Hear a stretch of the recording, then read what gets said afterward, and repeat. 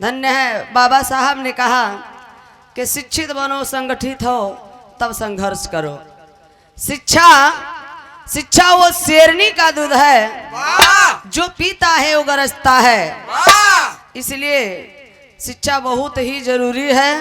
वो मास्टर चाबी है, वही से खुलता है दिमाग। तो बचपन से ही जेके जौन ज्ञान मिल जाता वही चीज करत है, और बचपन में ही पता चल जाता कि हमारा लड़का काप करी, डीएम बने, कई ढोल बजाए, कई लवंडिया बाजी करे।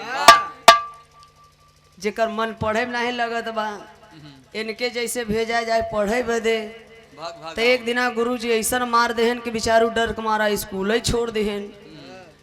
कुछ तो पंडित लोग स्कूल में ऐसा मार देते रहन पहले कि लड़का डर के मारा न जाए। वो बेचारा हमारे समाज के लड़का ये देखा पढ़ाई छोड़ी का बेचारा रात भर घिसता चमड़ाए।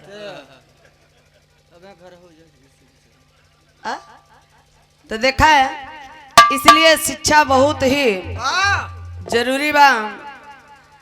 अभी अभी कुछ बच्चों के अंदर भयंकर डर एक पैदा हो गया। जैसे कि कांड हुआ, वो बच्चे को स्कूल में विद्यालय में ही मार दिया गया, गुजरात का, राजस्थान का। लेकिन चलते हैं शिक्षा के ऊपर 4 लाइन भूमिका लिखे हैं भाव। ऐसे ही ने छोटवार लड़का रहा, हम इनके नाई कहते, लेकिन वो लड़का बड़ा मनबढ़ रहा। बहुत छोटी उम्र बा है, ओकर माई बाबू सोचत बाटन अपने लड़का के बारे में। सबकर माई बाबू का सम्मान वही बिटिया और बेटवई में होता। 4 लाइन भूमिका है मास्टर।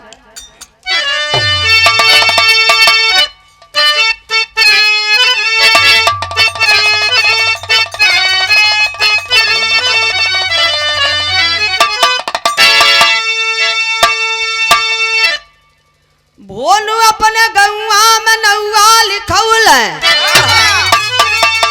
रहल प्राइमरी पाठशाला पुराना, 1 2 3 4 के पास कैल, 5वें में हो गई बहुत सयाना। पूछे कोई कुछहू तो कुछहू बतावे, चेतावे सही मोरा उत्तर है माना।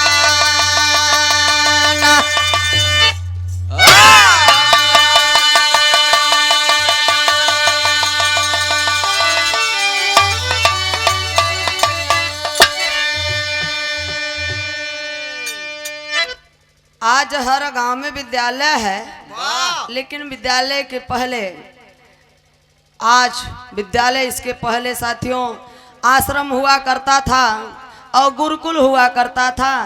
आश्रम का मालिक ब्राह्मण ही हुआ करते थे।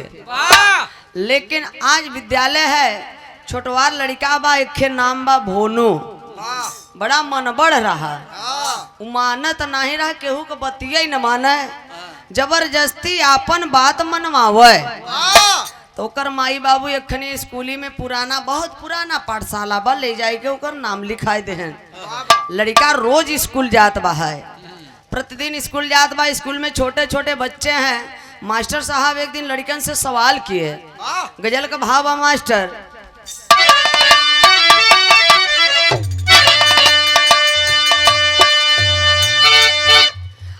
अरे पागल नजरे नजरे पागल, पागल नजरे दिल दीवाना लगता है, दीवाना लगता है।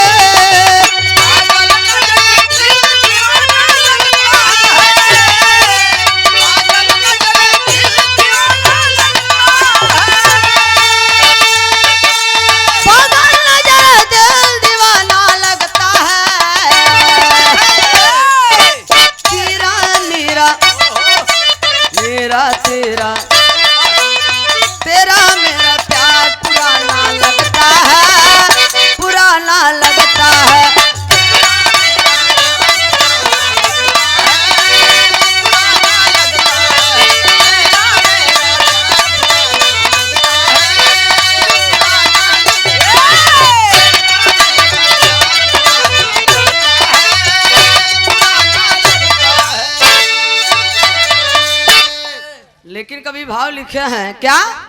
अरे समय से पहले, समय से पहले, समय से पहले भाग्य में कुछ ना मिलता है, कुछ ना मिलता है।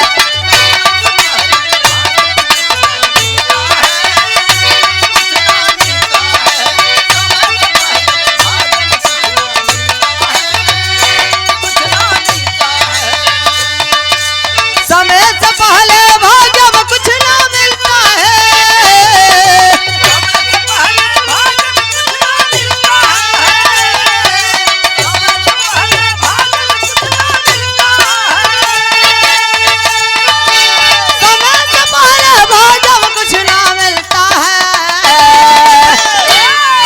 समय पे अपने, समय पे अपने फूल चमन में खिलता है, चमन में खिलता है।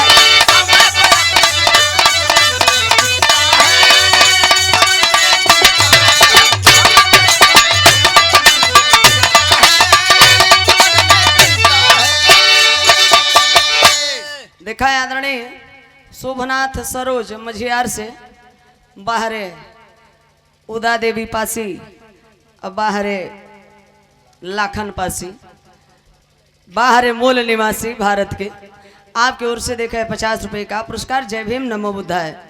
समय से पहले भाग्य में इंसान को न कुछ मिला व न मिले, समय बलवान होता है। समय एक ऐसा चीज है कि सबके एक ही अंगुरी पर नचावेले, लेकिन तकदीर सबकर अलग अलग होले। हाँ, विद्यालय में हर बच्चे पढ़ते हैं, लेकिन हर लोगों को अलग अलग मिलता है। गौर करेंगे, मास्टर साहब सवाल किए बच्चों से कि बच्चों तुम लोग ये बताओ सप्ताह में कितने दिन होता है? बताओ बेटा। 4 दिन। तुम बताओ, तुम बताओ। ये तो एकदम गधा खच्चड़ है, लेकिन लड़का सोचा थे निन्ने सहारन के को वो उतना ही नहीं बा। अच्छा, तब मास्टर साहब भुनुआ का सहूर देखत बाटन, उसे बर्दाश्त नहीं होत बा। वो सोचत बा कि गुरुजी हमसे कुछ पूछता ही नहीं बाटन। ऊपर नीचे खड़ा होत बा, उठत बा, बैठत बा बेंच पे। तो मास्टर कहे कि अच्छा बच्चा तुम बताओ। तो भुनुआ बताओ तक लाइन तरज बा मास्टर। जौना रोग के दवाई अरे न बता बताई, जौना रोग के दवाई अरे न तबदा बताई, तब बुझिया, तब बुझिया कि प्यार हो गया।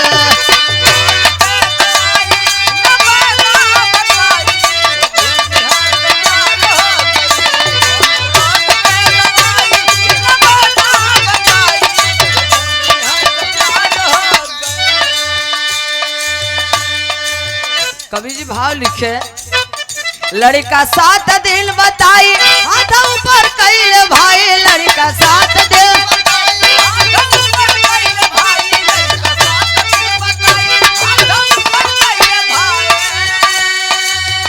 लड़का 7 दिन बताई हाथ ऊपर कैले भाई, तबले भोनुआ बिछाड़ हो गया।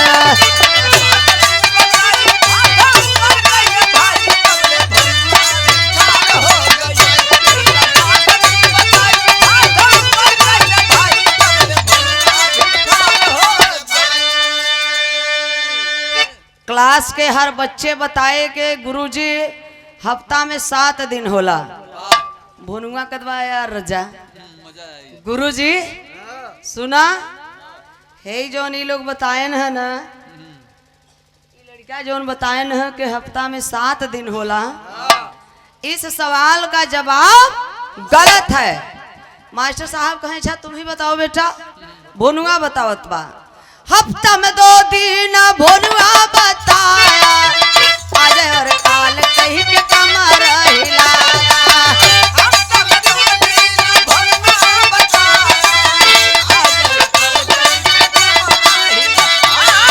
हफ्ता में 2 दिन भुनुआ बताया, आज और काल कही के कमर हिलाया। मास्टर साहब गुस्सी आई, दौड़ा डंडा लेके भाई, मास्टर साहब गुस्सी आई,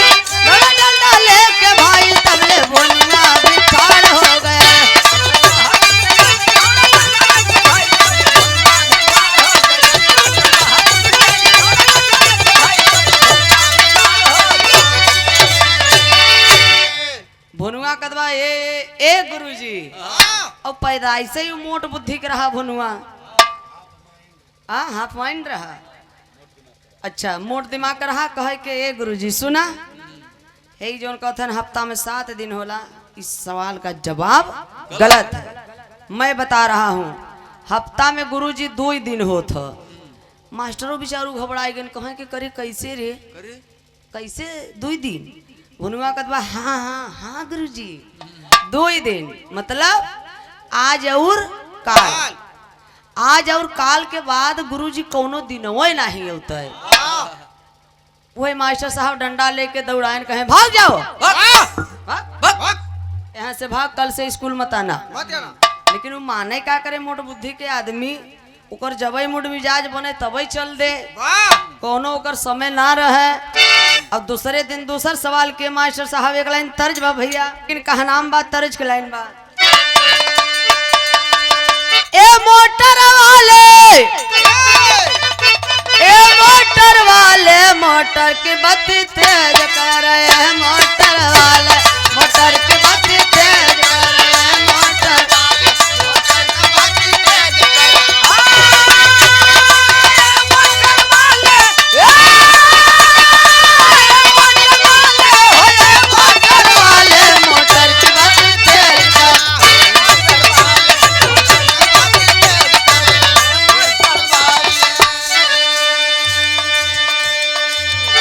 ससुर नहीं बस में, अरे ससुर नहीं बस में, देवर नहीं बस में, देवरानी नहीं बस में, पराने नहीं बस में, मोटर वाले पराने नहीं बस में, मोटर वाले पराने नहीं बस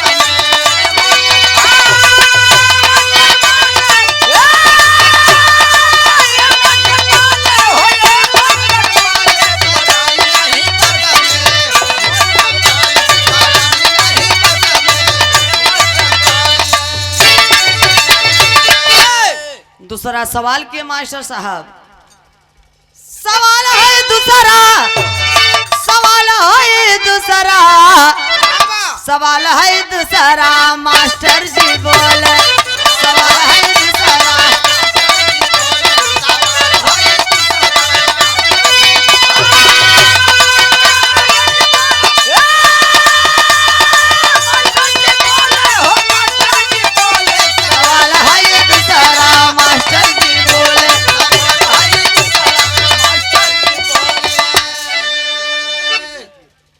परम पूजने आदरणीय श्रद्धेय पारस मोटर वाले अरे मोटर वाले मोटर की बत्ती तेज कर मोटर वाले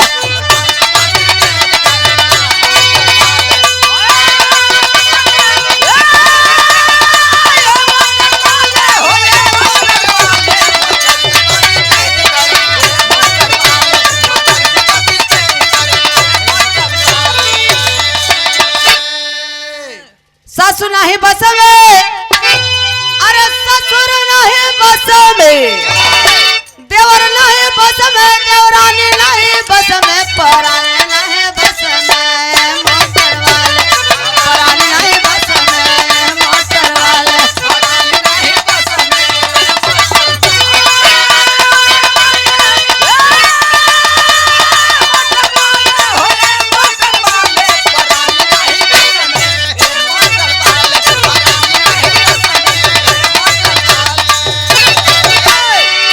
लेकिन मास्टर साहब दूसरा सवाल का कैलन, क्योंकि थोड़ा सा हार्ड सवाल नहीं बा, क्योंकि छोटे छोटे बच्चे हैं उस हिसाब से सवाल कर रहे हैं हमारे साहब।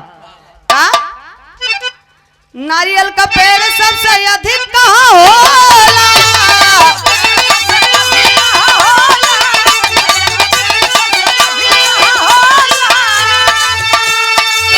कोई बंगाल कोई केरल बोला,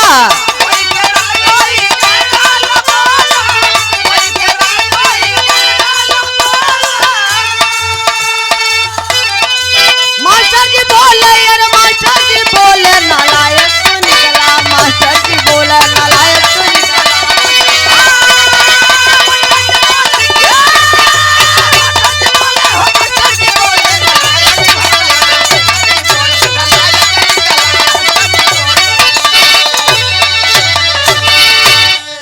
मास्टर साहब कहें अच्छा बच्चों ये बताओ तुम लोग, अरे बच्चों बताओ नारियल का पेड़ सबसे बेटा कहाँ पे पाया जाता है, सबसे अधिक कहाँ पे होता है? मिर्जापुर होता है। तुम बताओ बेटा। अच्छा तुम बताओ। हमें नहीं मालूम। बारी बारी से लड़कन से जब पूछे तो सब लड़का बताओ थे ये गुरुजी नारियल का पेड़ सबसे अधिक केरला में होता है। केरल में सबसे अधिक नारियल का पेड़ होता है। अच्छा तब कुल बारी बारी से लड़का जब बताई के बैठ गए तब भुनुआ कदवा के यार रजा गुरुजी इन्हें जो बताए ना कि सबसे अधिक नारियल का पेड़ केरल में होता है, इस सवाल का जवाब गलत है। मास्टरों बेचारू परेशान बाटल कहन के रे ई लगा था सरवा मानी ना ई ना माने नहीं मानी ना तब कहे अच्छा तुम खड़े हो जाओ। खड़े हो जाओ।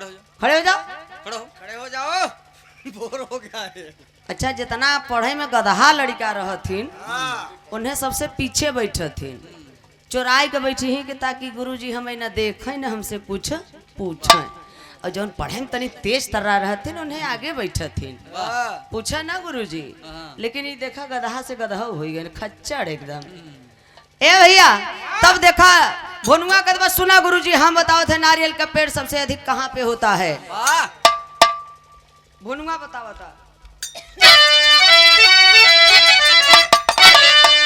नारियल का पेड़ होला बनिया दुकान में,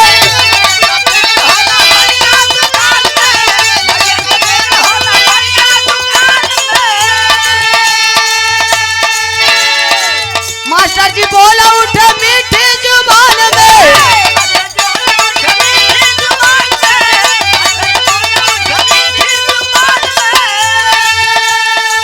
मास्टर जी बोले यार मास्टर जी बोले नालायक तो निकाला मास्टर जी बोले।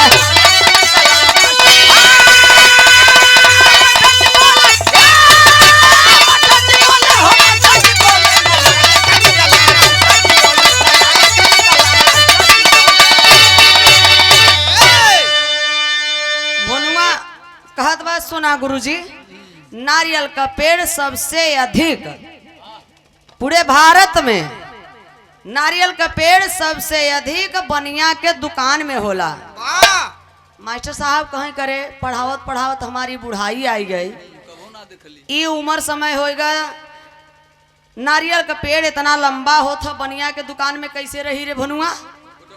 भुनुआ कहता ये गुरुजी बनिया के दुकान में डालडा घी वाला डब्बा देखले बाटा, वो डब्बा पे नारियल का पेड़ छपल रहला, कोनो पे 5 ठे, कोनो पे 4 ठे, कोनो पे 2 ठे, कोनो पे 10 ठे छपल रहला ना।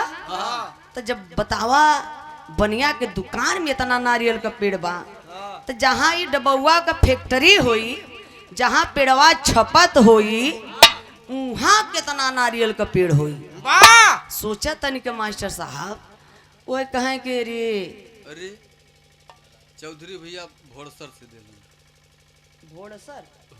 भोड़सर मिर्जापुर से चौधरी जी की ओर से ये भाव पे 20 रुपए का पुरस्कार है। कोट कोट नमन व सादर चरण स्पर्श है। ये भैया मास्टर साहब बेचारू हैरान बाटन परेशान हन का करे। अब भुनुआ कब्बो समय से स्कूल ना जाए तो कभी रेसज हो जाए तब जाए, तो कभी छुट्टी होने वाला रहे तब जाए, तो कभी क्लास चले लागे तब जाए। का करे बेचारू हैरान है मास्टर साहब। तो कभी टेरिक भाव लिखे मास्टर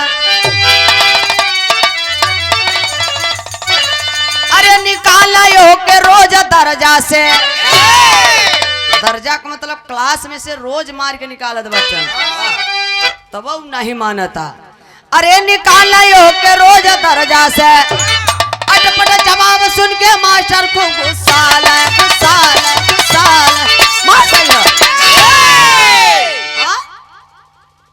मारत हो सही यार, कहीं कहीं छुछिया मार देते। हाँ ऐसे ही अपने घरवो मारत तो के घरवा से का लेन देन बा ये से भैया पूरा करत चिंता लगल चलो सही बा है काम। यही विधि करता रोज पढ़ाई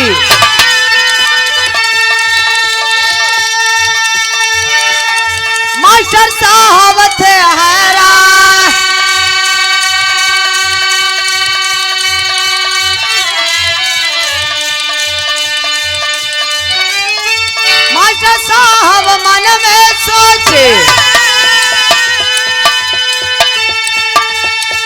भोलुआ मोर घटाई मां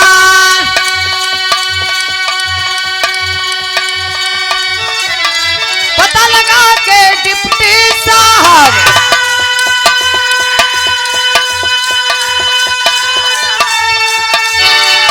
आएंगे कल होत बिहार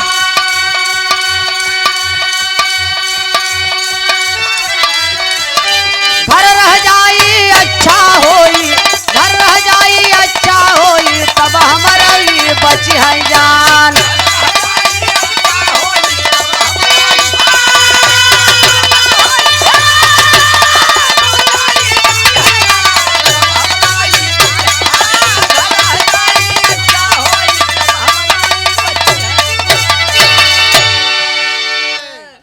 अच्छा तो इसी तरह से पढ़ाई बनवा चलत बा है स्कूली में काल पता चल गया कि काल भैया हमारे विद्यालय में डिप्टी साहब आई हैं।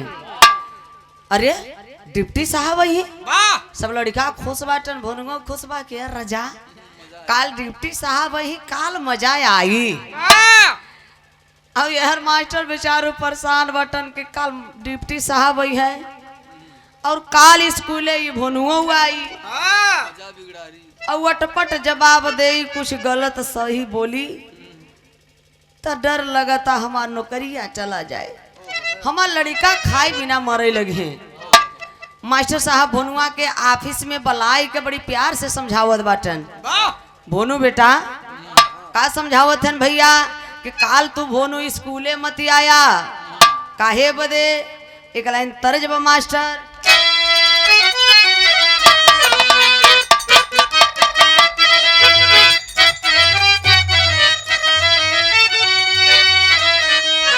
तर्ज के लाइन बा स्वर्गीय रामदेव बाबू गायन है गीत के जब वो गावत रहे न तो तू अपने मम्मी के पेटे में रहो देख इनके पता बा है जानकारी है कि सर्व सरगम पता होई वाली है पैदा होई वाली है यह गीत गावा है गौआ के पिछवा रवा चाँद जब निकली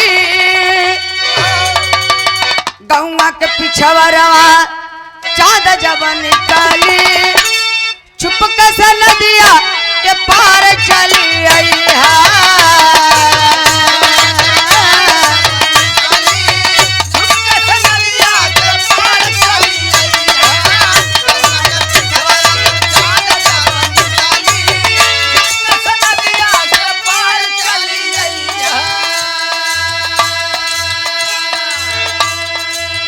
नदिया में पानी रे पानी रे पानी नदिया में पानी भरल जब होई नैया पे होके सवार चली आई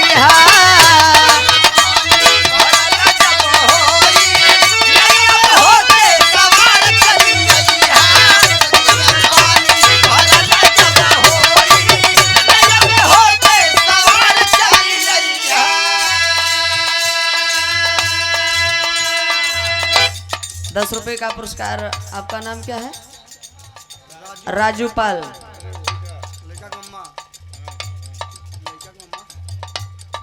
राजूपाल जी की ओर से ₹10 का पुरस्कार है। लेकिन मास्टर साहब कहा था कलिया जब सुकुलिया भोनुआ आईबे परस जब आईबे तब बिस्कुट खियाईबे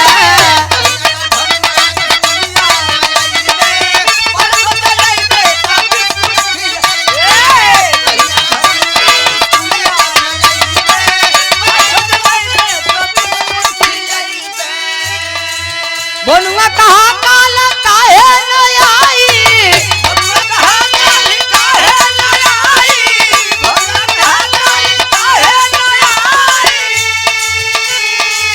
सोचत हवा गैर हाजरी हो जाई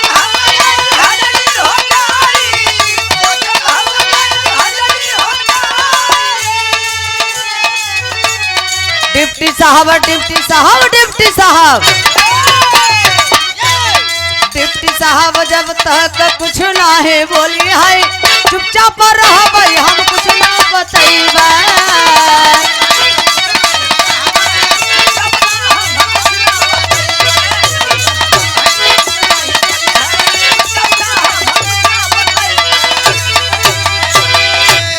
ए भैया अब देखा है मास्टर साहब फुसलावत है। ए बेटा भोनू काल तोहार छुट्टी बा, काल मत आया, परसों आईबा तो तुम्हें रसगुल्ला छेना मिठाई बिस्कुट ढेर सा खियाई। भोनवा कहता कहो गुरुजी काल काहे ना आई? काल डिप्टी साहब आवत हैं विद्यालय में, हम आईब। परसों कहब तो बोल कर न आई, लेकिन काल हम आईब डिप्टी साहब देखब कैसन होलन। के कहलन डिप्टी साहब हम आईब गुरुजी मानब ना। मास्टर साहब सोचन की सरवाई मानी ना कहे ठीक बा आए साले अब्बा ना आया, लेकिन तू हमार कसम खा, हमार कसम खाइला के डिप्टी साहब जब तक तुझसे ना कुछ पूछी है ना बोली है तब तक तुम्हें बोले के नहीं बा। भोनुआ कदबा हाँ गुरुजी तोहार कसम, तोहरे मेहरारू का कसम, तोहरे लड़िकन का कसम, जब तक डिप्टी साहब हमसे ना कुछ पूछी है ना बोली है तब तक हम कसम खाते कि हम बोलब ना। अच्छा मास्टर साहब के दिल में धैर्य हो गए कि चल कम से कम मान तो भोनुआ। अब लड़कन का छुट्टी हो गया, सब लड़का अपने अपने घरे गए। अब भोनुआ गवा सुता बा, राती में ओके नींद कहाँ लगता, ये करवट फिरेता ओ बले करवट फिरेता बा, ये पार्टी पे गोड़ रखत बा। सोचा था कितना जल्दी सवेर होई कि हम समय से स्कूल पहुंच जाई। अच्छा सवेर भ अपने माई से कहता बा ये माई बाऊ वाला कपड़वा दे रे, जवन का गरिया में रखा बा। अच्छा वो पहले को परेश रहा, अपने बाऊ वाला कपड़ा पहन लिए सुबह कुर्ता पैजामा, हाफ चड्ढा जौन होत डोरी नीचे तक झूलता। अब बोरिया वाला बस्ता ले लिहेस, अब कपारे पे इतना तेल पोते बा जैसे अजुए निकला हो। कहाँ से? कोल्हो में से। अच्छा कोल्हो में से। हाँ तो ऐसे बताओ कर ए भैया। अब देखा तैयारी हो गया, रोज समय से स्कूल नहीं जात बा है, लेकिन आज भोनुआ एकदम समय से 7 बजे एकदम तैयार हो गवा। ई भोनुआ कौन भोनुआ? ई भोनुआ। ई भोनुआ तैयार हो के चल देबा, चल देहे तक कैसे चलावा मास्टर के लाइन तरज बदल गया।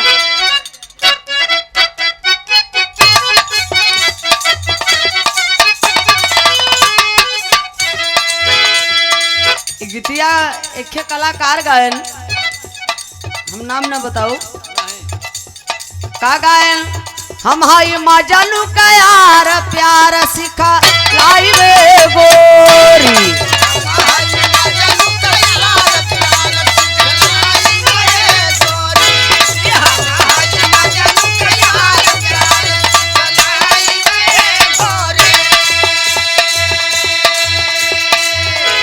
हम हाई मजनू का यार प्यार सिखलाई गोरी का गोरी के कहत है जा गोरी गोरी। अच्छा तो प्यार सिखलाई ए गोरी, तो जब हम खड़ी भये हाँ मतलब गावे बदे यार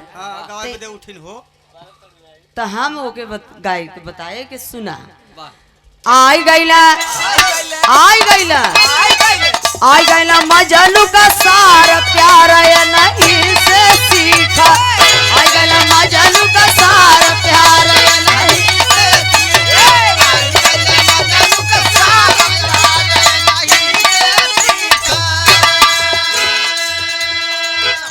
देखा हम इनके नाई कथे आपका सार है ना। अच्छा चलो ठीक बात, मालिक अरे सारे बहनोई क्यों ये नाई कहत के हम तोहार बहनोई है, जे रहे यही कहे कि भैया हम तोहार सार है सार है।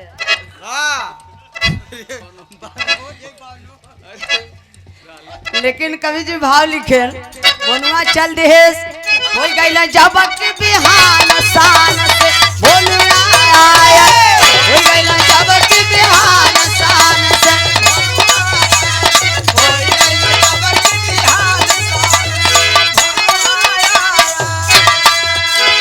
बोनुआ का सीट सबसे पीछे लागल भाई,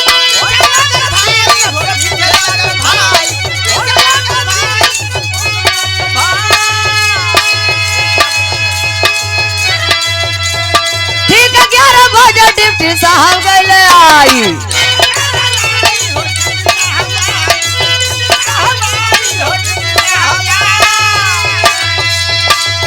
हाय हाय भोनुआ का, हाय हाय मास्टर का निकल पराल साल से भोनुआ आए।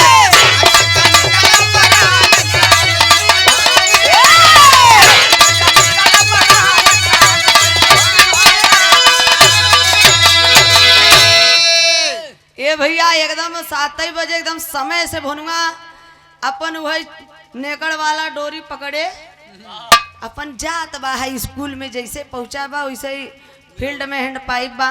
मास्टर साहब बेचारू खाना खाए के थरिया धोवत रहन और तब जब भोनुआ के देखें तो कहें के रे बाप रे बाप साला आ गया। आई गवा भोनुआ समय से कहो कब्बो उस समय से नहीं जाता रहा, लेकिन वो दिन एकदम समय से पहुंचा बस सवेरे सवेरे। अब मास्टर साहब चालाकी का करे रहन, भोनुआ का सीट सबसे पीछे एकदम कोने में लगवाए रहे, एकदम कोने में, एकदम कोने में, हरिन कोने में एकदम, रहरी ताकि भोनुआ के ड्यूटी साहब देखबो न कर। हाँ, सबसे पीछे होकर सीट लगवाई दिए। अब धीरे धीरे 11 बज गया। 11 बज गया जब रात 11 जब बजा बा दिन, तब ठीक 11 बजे डिप्टी साहब विद्यालय में आ गए। अब मास्टर मास्टराइन मिल के बड़ी सेवा आदर भाव किए और शिक्षा मित्र रहीन और सब बा सेवा किए। मन में आया डिप्टी साहब के थोड़ा सा चल के बच्चों को मुआयना कर लें। अच्छा तो मास्टर साहब सोचत बाटन के अरे बाप रे बाप, चलिए सर चलिए कर लीजिए। चल दिए आगे आगे डिप्टी साहब, पीछे पीछे मास्टर और मास्टराइन। डिप्टी साहब भाई जो उनकर मन अधिकारी है, जो उन्हें क्लास में मन करी वही में जई है। लेकिन भैया भैया देख ले, लेकिन डिप्टी साहब 1 के क्लास में गए, 2 के क्लास में गए, एकरे बाद डायरेक्ट पहुंच गए 5वें क्लास में, जौने में भोनुआ बा। सब लड़का खड़ा हो गए। खड़ा जब हो गए तब डिप्टी साहब कहें साहब बस बेटा बैठ जाओ बच्चों। सब बैठ गए, भोनुआ बैठ गए बाबा, डिप्टी साहब बैठ गए। उसके पीछे कुर्सी के पीछे मास्टर साहब खड़ा हैं। मास्टर साहब बिचारू तो भोनुआ की ताकत है, सरवा की हर बात दिखाता नहीं बा। ये भैया तब तक डिप्टी साहब सवाल एक किए कि बच्चों अच्छा ये बताओ, एक छोटी सी सवाल है, तुम लोग बताओ। डिप्टी साहब सवाल का किए भैया, अगले तरज बदल गया मास्टर।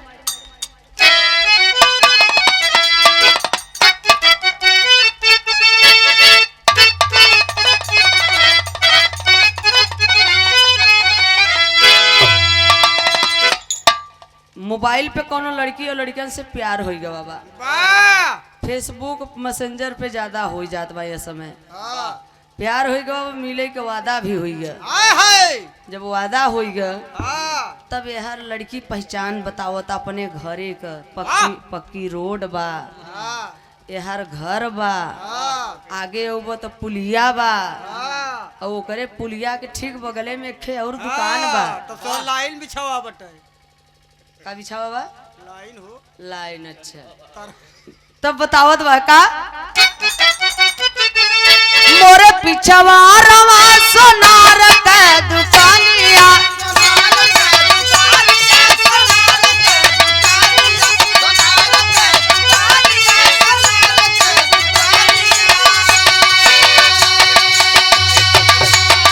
नथिया गड़े लत्तिन पोतियों के मोर निकला गे गिटिया और रातियान के।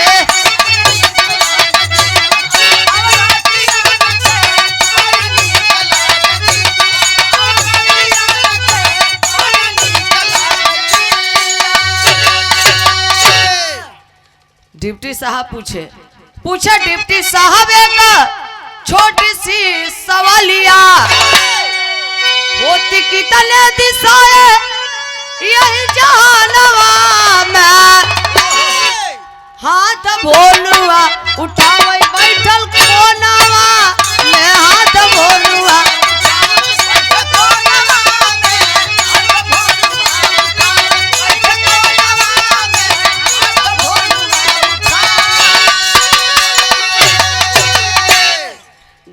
साहब सवाल किए, बच्चों अच्छा ये बताओ इस दुनिया में कितने दिशाएं होता है? बताओ। लड़का बराबर बताए 4, पूरब, पश्चिम, उत्तर, दक्षिण, 4 दिशा बताए। अब भोनुआ तो बेचारा सोचता लगता हमें ड्यूटी साहब देखता ही नहीं है, कहा हमसे नहीं बोलत है, नहीं पूछत है। ए भैया भोनुआ मास्टर साहब का कुल कसम क्रिया मेहरारू लड़का का भुलाए गए। वो खड़ा होत बा मंचवा पर, ब्रेंचवा पे खड़ा हो जाता, फिर बैठ जाता, सोचता कि अब बहुत से नहीं बोलत है ड्यूटी साहब, लागत हमें देखत नहीं है। अच्छा तो हथवा ऊपर नीचे करता, खड़ा हो जात बा। तो ड्यूटी साहब कहे मास्टर साहब देखिए वो लड़का, वो कोने में जो लड़का बैठा है उधर सबसे पीछे, देखिए वो लड़का लग रहा है कि कुछ बताना चाह रहा है क्या? अरे बाप रे बाप, मास्टर का तो मोहे का पानी सूखी गया कि अब हमार लाल कलम चल जाए, नौकरिया चली जाए। ए भैया तब देखा 4 दिशा, सारे बच्चे बताए कि डिप्टी साहब 4 दिशा होता है, पूरा, पश्चिम, उत्तर, दक्षिण। तब से यार जब भोनुआ के देखे डिप्टी साहब कहें बेटा खड़े हो जाओ, तो खड़े हो जाओ, कुल कसम क्रिया भलाई गए, खड़े हो जाओ बेटा, खड़े हो जाओ भोनू। और हर मास्टर साहब बेचारू है जब कान्हे पर से गमछा उतारे, मोहे से ऐसे दबाई का कहथन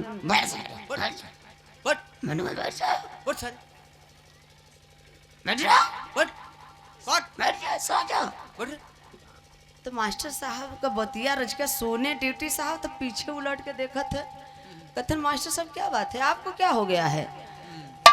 अरे कुछ नहीं सर जी, कुछ नहीं, वो लड़का को बोल रहे हैं कि खड़े हो जाओ। अच्छा तो भुनुआ कदवा के हम बताओ, वही भुनुआ कदवा सुना डिप्टी साहब 4 दिशा बताए हैं ना, इसे सवाल का जवाब गलत है। अब भुनुआ बतावता होती है दिशाएं 4 भुनुआ बताया, आगे पीछे अगल बगल भुनुआ गिनाया।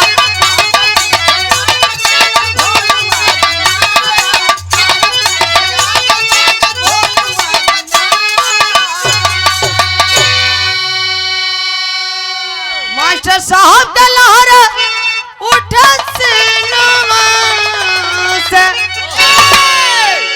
भुनुआ कदवा है डिप्टी साहब 4 दिशा, 4 दिशा मतलब जाना था आगे पीछे अगल बगल। डिप्टी साहब बेचारू घबराई गए, उनके तो खुद नहीं आवता, वो सोचे थे नहीं क्या कह रहा है, क्या बेटा बताओ, फिर से बताओ। तो भुनुआ कदवा आगे पीछे अगल बगल। अरे बेटा इसका मतलब क्या क्या कर रहे हो?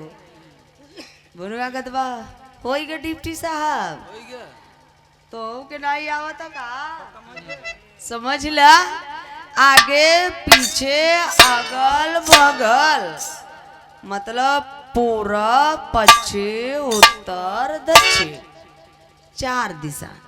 अरे बाप रे बाप, मास्टर कता जना मोहे के पानी सूखी गवा बा, और डिप्टी साहब के उतर ना है, उन्होंने हड़बड़ाए के जल्दी से कहे शाबाश बेटा शाबाश, बढ़ जाओ बेटा बढ़ जाओ, बहादुर हो बच्चा, बढ़ जाओ, आराम करो आराम करो। हाँ डिप्टी साहब सोचा थे कहीं सरवाई हमसे न पूछ ले, वह जल्दी से बैठाई दे हैं। तब आगे का भल मास्टर के लिए गीत लगवा,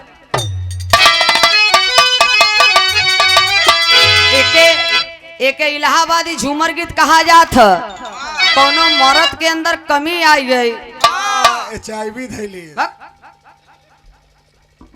सरकार इतना सुविधा दे दी है बा, तब तो कमी का आई बा, कौने कारण बबुआ तोड़ दहिया हो गई कमजोर।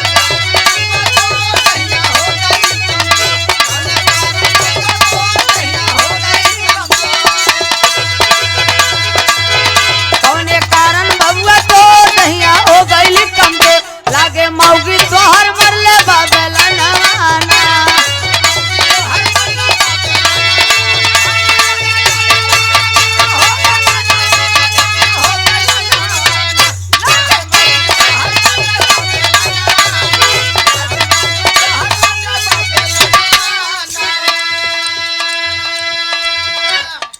बबुआ काहे तोरे अंदर कमी आई गए और कमी बा काहे मोहवा बाजू राइल काहे ओठवा बा सुखाइल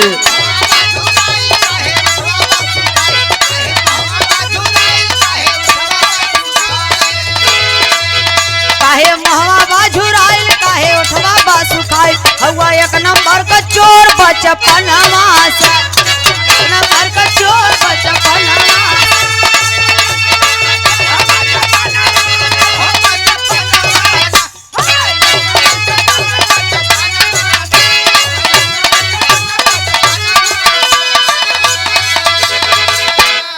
लेकिन मास्टर साहब सोचे थे का मास्टर सोचे टुकुर टुकुर मास्टर ताका टुकुर टुकुर जेरा करे टुकुर टुकुर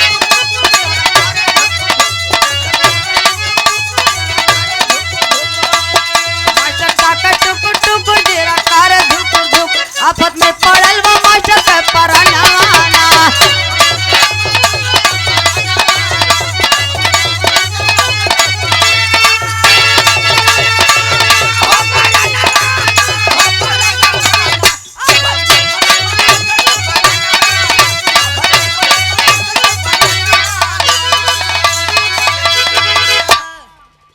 मास्टर का परान आफत में पड़ी बा।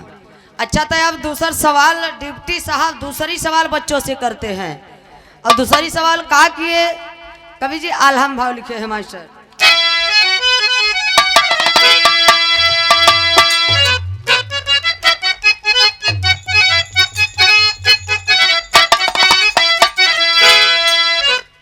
दूसरी सवालिया डिप्टी साहब पूछ ले हले बाबू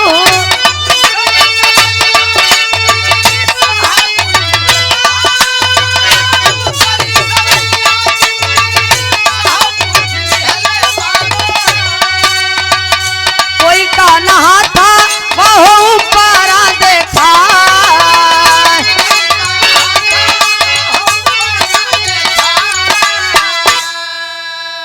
भैया भैया भैया हेलो 2 मिनट और ए भैया इतने ना डिप्टी साहब दूसरी सवाल किया का कैला कौन ऐसा वस्तु बाटे यही दुनिया में बेटा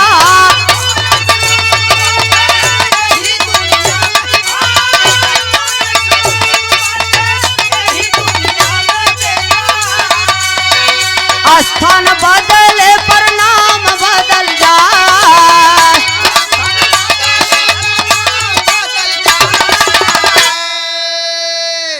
डिप्टी साहब दूसरी सवाल का की है कि बच्चों ये बताओ अच्छा इस दुनिया में कौन ऐसा वस्तु है कौन ऐसा वस्तु है कि स्थान बदल जाने पर नाम बदल जाए कि चाहिए ए भैया जैसे यहाँ ये हारमोनियम बजत बा ये मंच पे है हारमोनियम और ये के उठा के ले जावा हो खेते में रख देब जगह बदल जाए ना तो एक नाम भी बदल जाए के चाहिए है रही हारमोनियम ही लेकिन एक नाम बदल जाए के चाहिए कौनो लड़कन का हाथ ऊपर नहीं जात बा अरे बाप रे बाप लड़का कुल डिप्टी साहब के मास्टर साहब की ताकत है मास्टर साहब तो वो लड़कन के ताकत है लड़का सोचतन के ए भैया का बतिया था 2 मिनट भैया हाथ जड़त थे लड़का सोचतन कि मास्टर साहब कुछ पढ़ाया नहीं है नेकर विषय में तो हमने बताई का तब तक 2-4 मिनट के लिए क्लास में एकदम शांत बा केहू का हाथ ऊपर नहीं जात बा तब वही भई का धीरे धीरे भोलुआ तब हथवा उठाया धीरे धीरे भोलुआ तब हथवा बारह बोला भोलुआ चिल्ला कौनो लड़कन का हाथ ऊपर नहीं बस सन्नाटा 2-4 मिनट उस क्लास में बा तब धीरे धीरे धीरे धीरे भोनुआ हाथ ऊपर उठाए कतवा यार राजा कौनो के नहीं आवता है अब हम बताओ ढेर का नंबर मिली हमें तो भोनुआ कहता ये ड्यूटी साहब हम बताओ थे तू देखत रह केवल हम जगह का अब वो नाम बताओ थे कि स्थान बदले पर नाम बदल जाए वही चीज बताओ तब सिरवा कबार देख बार कहल जाला, सिरवा कबार देख बार कहल, अखिया कबार या बरौली कहा। स्थान बदलता ना भनुआ कदवा ड्यूटी साहब ई सर में देखत है ई का हवय बार स्थान बदलता बीच में खाली बा और ई का हवय बरौनी हवय बरवय हवय लेकिन एकर नाम बा बरौनी। ओठवा कर ऊपर का नाम बाटे मुछिया, ओठवा का ऊपर का नाम बाटे मुछिया, नीचवा का डढ़िया कहत सब बा। स्थान बदलता भनुआ कदवा यार राजा कुल सारन के कौ के औता ही नहीं न क्लास भरे में हमके बहुत ढेर का नंबर मिले।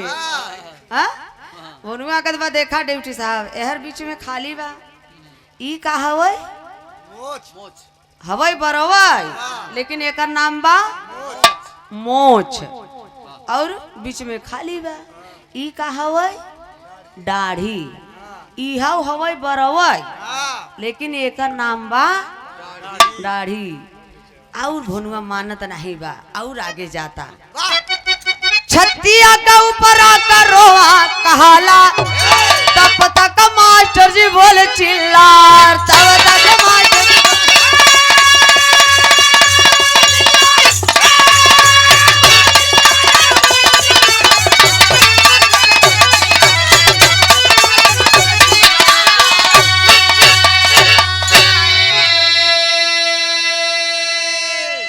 भनुआ कहत बा और बस बस बस बस हो गया। डिप्टी साहब देखत रह है शरीरी में देखत है छाती में है शरीर में ये कुल देखत है पेटे में हवई बरवई लेकिन एकर नाम बा रोवा। कहत है ना भैया देखा यार शरीर में कितना रोवा भाई करे हवई बरवई एक लेकिन एकर नाम बा रोवा। तब तक वही मास्टर साहब दौड़ के दौड़ा जाते भनुआ के लग गए एकदम पागल हो के दौड़ के गन कहे अरे अरे भनुआ हाथ जोड़त है रे भनुआ नीचे वाला नमवा जिल बताए भनुआ हमारी चल जाए नौकरिया बचाए भनुआ।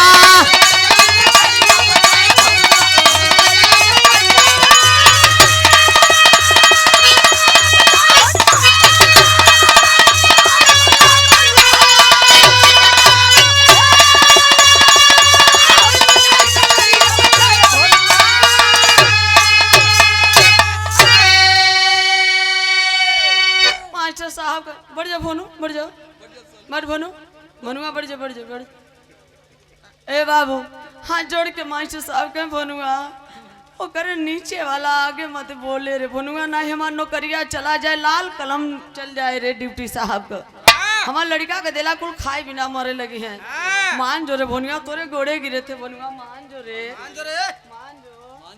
मत बताए भनुआ मत बताए लेकिन भनुआ का तो हम मानव न मास्टर साहब कुल सारे गधा है नन्हन के उतने नहीं हम बताऊ हैं कुल खच्चर है नन्हे हम बताऊ जरूर मानव ना लेकिन रच के बताऊ तो कोट भाषा में बताऊ समझ ही जाया जा। भनुआ कहा रेशम पर्दा के आड़ में अब मास्टर साहब सोचे नौकरी गई चूल्हो के भाड़ में हाथ जोड़ साहब के माना भनुआ हमारे चल जाए नौकरिया बचाए भोनू।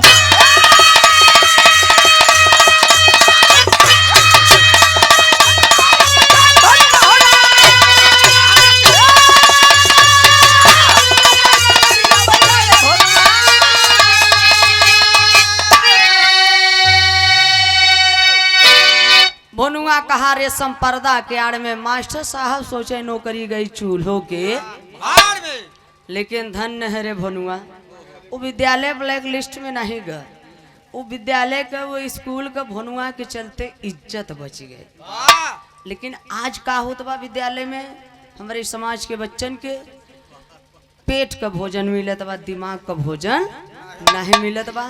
मास्टर मास्टराइन देखते ही है स्वेटर बिना जब आ जाए ठंडी तब ब्रंच निकल जाए बहरे फील्ड में, और शिक्षा मित्राइन बिचारी है रे ना घर से सलाई और ऊन लेके जाही, अपन स्वेटर बिनत रही, मास्टर मास्टराइन वही अपन कचपचात रही, बतियात तरे रही। तरे गोड़े से गोड़ सटावत रही। तो देखे रहा? हाँ गौवा में स्कूल में देखे है। हाँ यार। अच्छा, और लड़का अपने में लड़त झगड़त रही, मैडम जी फलनवा मारे से, चलो बैठो, खिचड़ी बनी गई, लड़का खाई ले छुट्टी।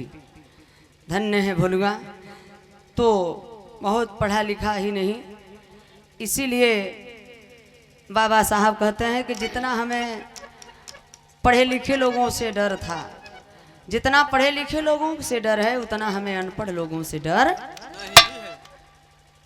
तो हमारे समाज के बच्चों को दिमाग का कम से कम भोजन मिलना चाहिए। जब शिक्षा रहेगा तो सब कुछ रहेगा, ये शिक्षा का ही महत्व है।